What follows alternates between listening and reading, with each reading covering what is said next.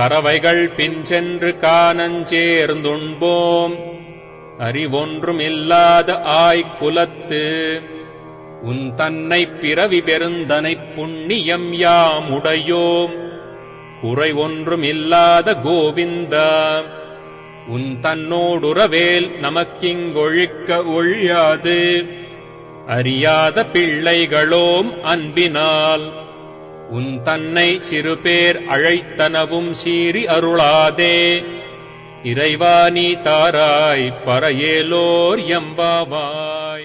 ఈ యూట్యూబ్ ఛానల్ను సబ్స్క్రైబ్ చేయగలరు.